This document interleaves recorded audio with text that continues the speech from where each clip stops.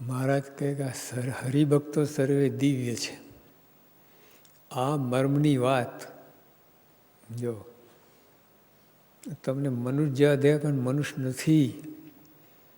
હરિભક્તો મનુષ્ય દેહ પણ મનુષ્ય નથી. હરિભક્ત ભગવાનને ભજતા બધા હરિભક્તો દિવ્ય છે. આ મર્મની વાત જો મર્મ ઇસેન્સ, ક્વિન્ટિસેન્સ, ઇસેન્સનો ઇસેન્સ, મર્મ, હાર્દ જેને કેમ હૃદય. આ મર્મની વાત જે કોઈ વિચારે ને જે કોઈ સમજે, સમજાયું જ નથી. આ ભગવાન આટલી વાર કહે છે, આમાં આ જ વાત આવે છે. 500 વખત આવે છે વાત, એ સમજાતી નથી. વાંચી જઈએ, સાંભળીએ, નિરૂપણ સાથે તો સમજાય જ નહીં કે હરિભક્તો દિવ્ય છે. પહેલાં તો આપણી તૈયારી જ નથી. મારા તમે ભલે કહો એ સગાવાલામાં હેત છે, અહીંયા હેત કરો. સંતો ભગવાનમાં, સંતમાં અને હરિભક્તોમાં. પછી એકબીજામાં મન ન મળે એ પણ કાળશ્રેણીનો ભાગ છે. હરિભક્તોના અંદર એ મન ના મળે પણ કાળશ્રેણીનો ભાગ છે. શું કામ મન ના મળે?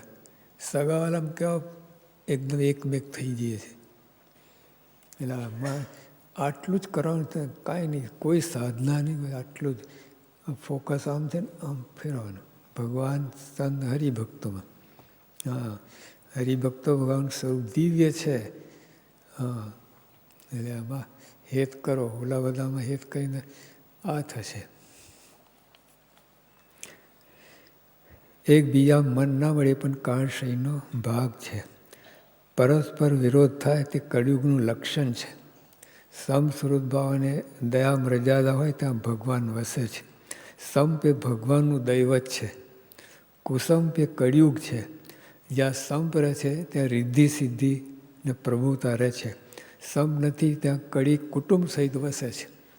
પણ અહીંયા જો હરિભક્તો અંદર સંપ ના હોય ને તો તમારા ઘરે કળિયુગ કુટુંબ સહિત આવશે વગર આમંત્રણે. અને પરમનન્ટ મહેમાન જવાની વાત નહીં. હા, તો લાત અહીં કાઢો તો ના જાય. સંપ રાખશો ને એ તાકાત નથી. હરિભક્તો અંદર સંપીને તો કળિયુગની તાકાત નથી અંદર.